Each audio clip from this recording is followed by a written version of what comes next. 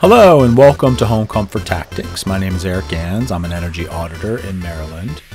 And this is a follow-up. This is a second part to my podcast from last week, which really is 10 things that you should have on your bucket list of things to do this fall to make your home more comfortable, more cozy, and more efficient for the winter.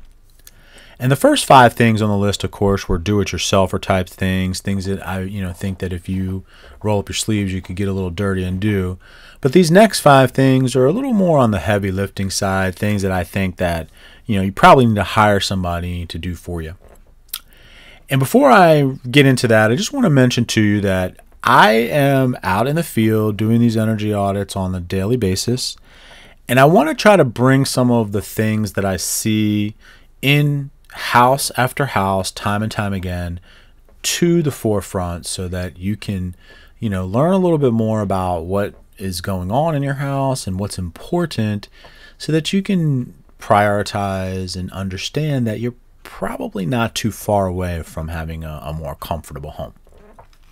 All right, so let's go through the final 5 things here. Number 6 and 7 out of 10 are get an energy audit this fall and also get a duct assessment. Now, those two can go hand in hand if you decide to get the energy audit, because a good energy auditor is also going to be assessing your ducts.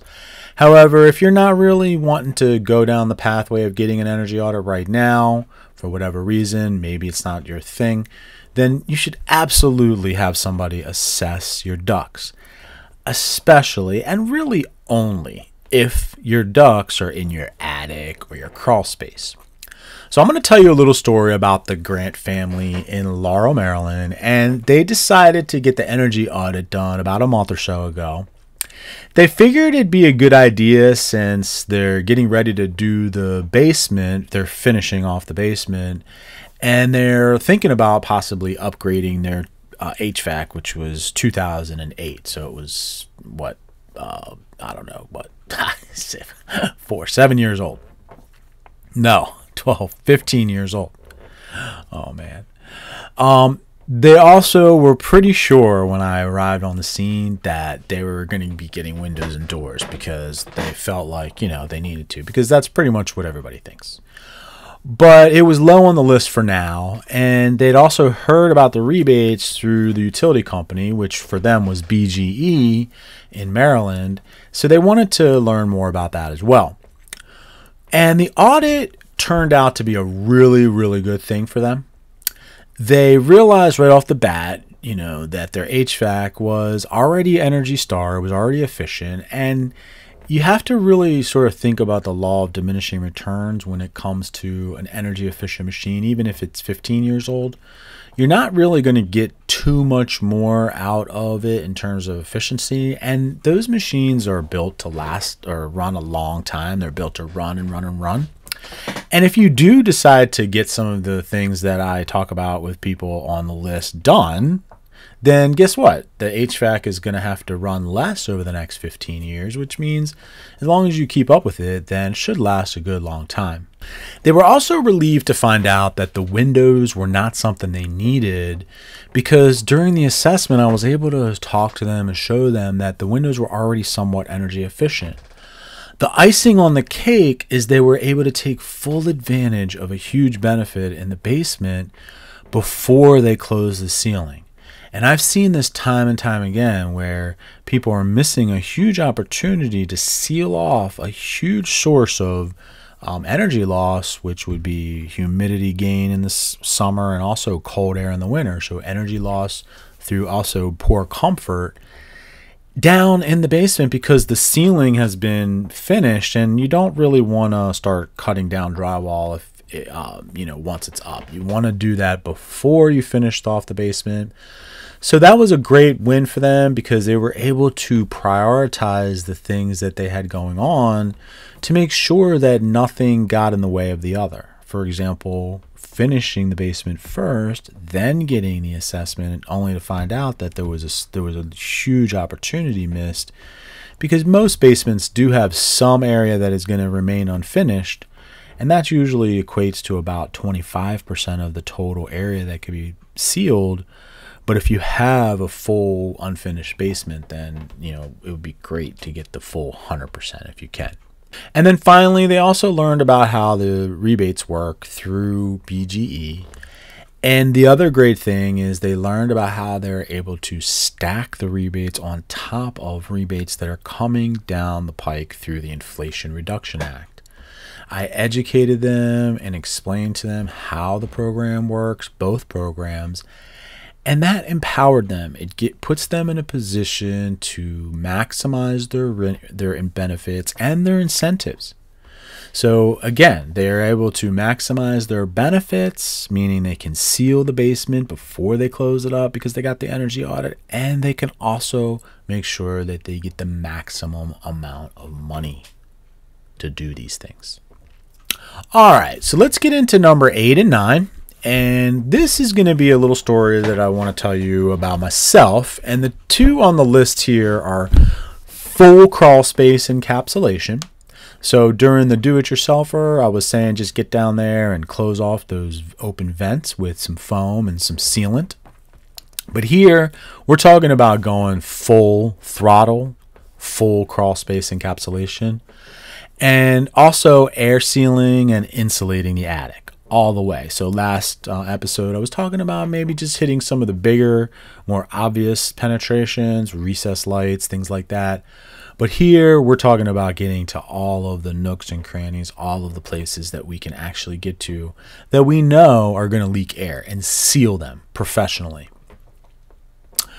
And the way that I want to go about this, I want to tell you a little story about my situation. And when we moved into the house that I'm currently in, the one that I'm broadcasting to you from now, it was cold and drafty in the winter.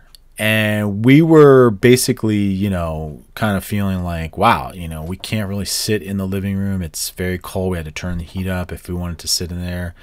It just felt drafty.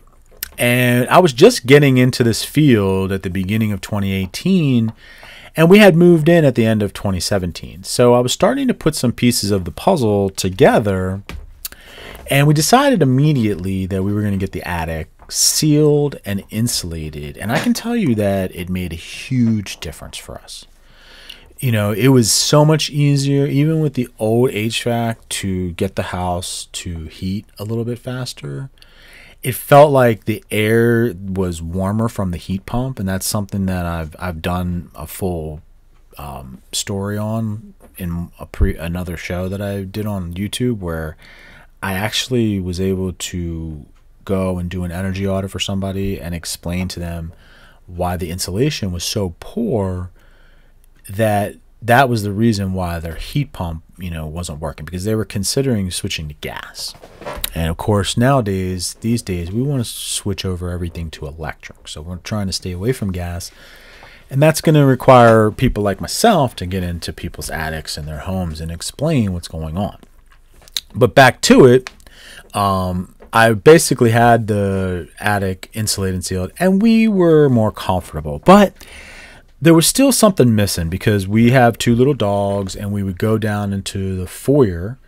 And this townhouse, the foyer area, is sort of built off the front of the house on a small crawl space.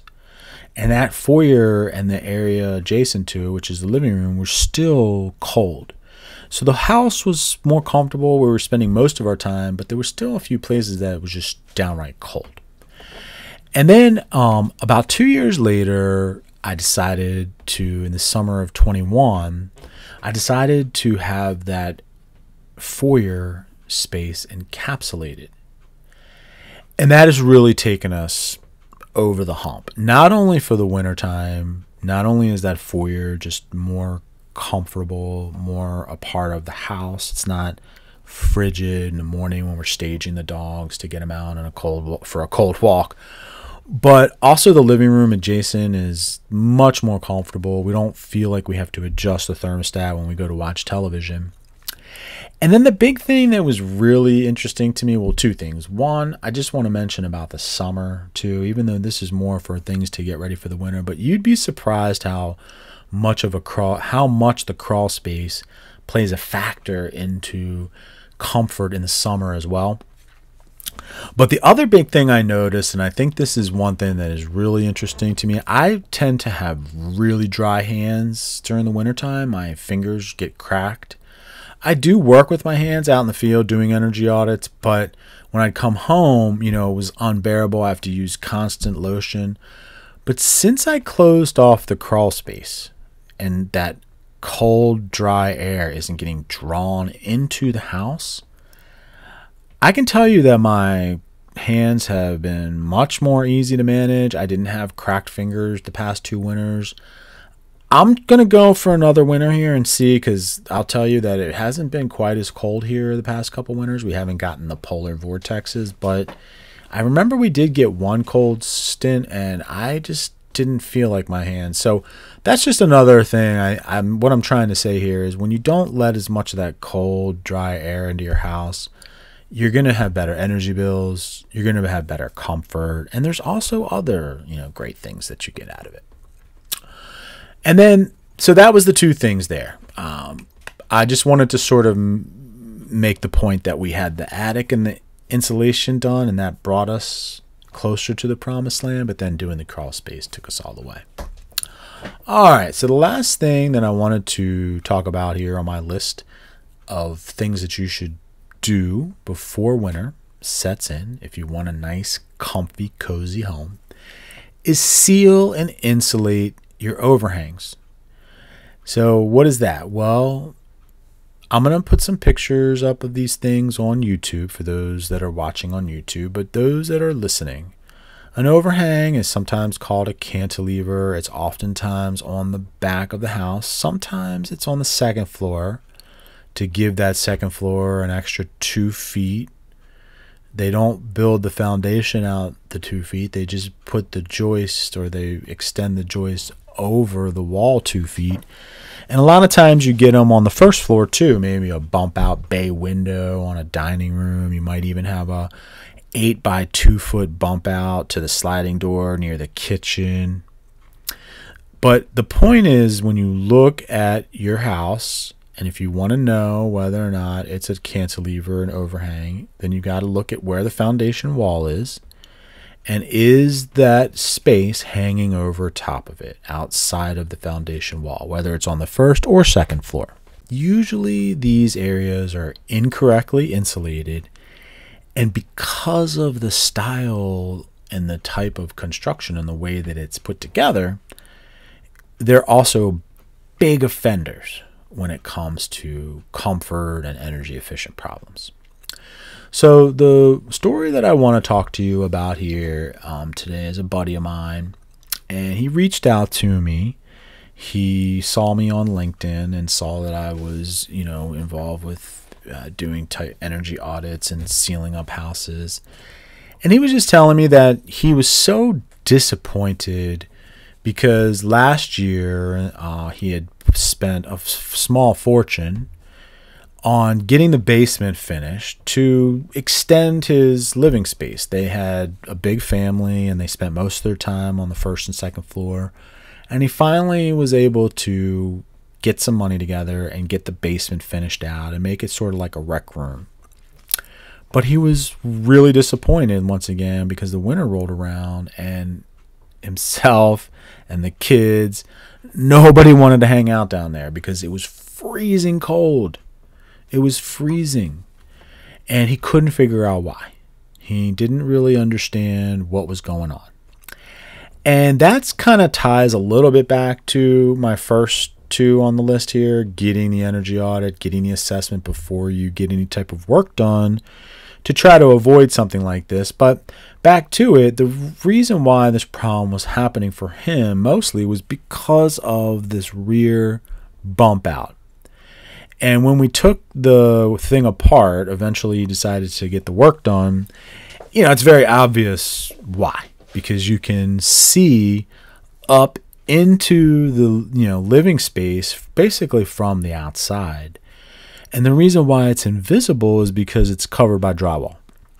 Now, this is where I hope over the next 10 years, people that are doing additions are going to start to get wise to this. But his contractor, before closing everything off, could have helped them by blocking all that area off and sealing it. But that's the whole thing with this. And one of the reasons why I'm putting this podcast together is because even in 2023, there are so many great contractors out there that are doing really good work, because believe me, his basement looked fantastic.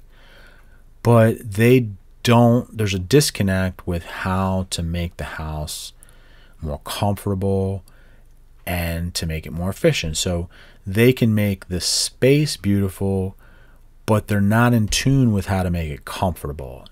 And I think that with, the Inflation Reduction Act and climate change and just a big push towards, using less and getting more, sustainability, that these contractors out there doing this are going to wise up, and they're going to figure this stuff out, and they're going to be able to offer better services to the end user, the homeowner, because after the $18,000 or whatever it was gets sunken into the basement for this great oasis of, a living space, then it is going to be tight and sealed, because the contractor knew what he was doing, and he made sure she knew what she was doing, made sure that everything was buttoned up before closing it. Then they're not going to get any callbacks. They're not going to have any problems. The customer's going to be cozy and comfy. And the house overall is going to be more efficient, because not only does the basement benefit from the work, but also the upper floors as well. Anyway, those are the things on my bucket list of things that you could do this fall to make your house more comfortable. I appreciate you listening, and I hope this podcast helped somebody out there. I'm out in the field. I am seeing these problems firsthand. I can attest to the fact that if you're on the fence and you're not sure if you should get an energy audit, absolutely you should get an energy audit. And if you're in Maryland, call me. Thanks for watching.